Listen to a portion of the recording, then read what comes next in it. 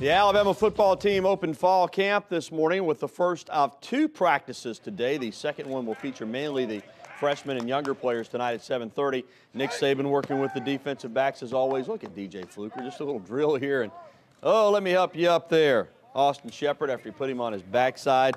The 2 quarterbacks, everybody wants to get a look at them. There's A.J. McCarron throwing to Michael Williams. Of course, Phillip Sims coming up right here in just a moment as well. These 2 expect to battle it out all through fall camp and possibly into the season, trying to become the #1 quarterback. And good evening, everyone. TGIF. And after practice today, Coach Saban met the media, and he was fired up. The coach addressed everything from preseason predictions to possible problems to inaccurate reports of injuries. Our John Huddleston was there, and he has all of Coach Saban's strongest comments. It was a typical first day of camp for the Tide. It was hot, it was grueling, and it was intense, both on and off the field. Just create some you-know-what. Nick Saban used part of his opening statement in Friday's press conference to address injury rumors from the summer. Rumors that he says had no factual base. We don't really have any injuries. I don't know where you guys get all your information. Every time somebody posts something on a message board, I'm going to start messing with you. I don't know how to do that, but I'm going to start doing it. And every day I'm going to post something that's just total BS. All right, so y'all can go crazy out there on misinformation and bad information. And have no professionalism to try to find out if it did or didn't happen. But injuries or not, Alabama still has some issues to address. One of Alabama's concerns going into fall camp is at the running back position. That wasn't the case earlier this year. After spring practice, Alabama had 6 players on roster at that position. However, due to an injury and 2 transfers, that number is now down to 3.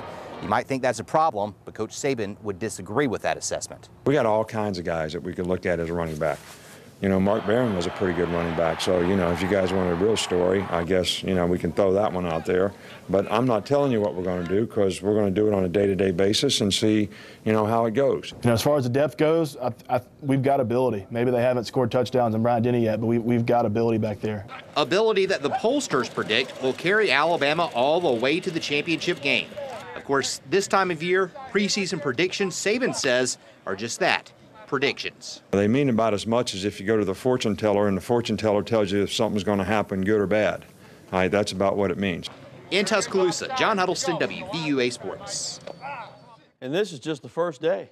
It's going to be a lot of fun. Well, former Ohio State wide receiver Deron Carter is in Tuscaloosa, but has not been cleared to practice yet. The university is still waiting to receive his final transcript, and hopefully he'll get eligible and get out to practice. But right now, he's still not ready to go. Deron Carter has not, we don't have all of his information from all of his grades.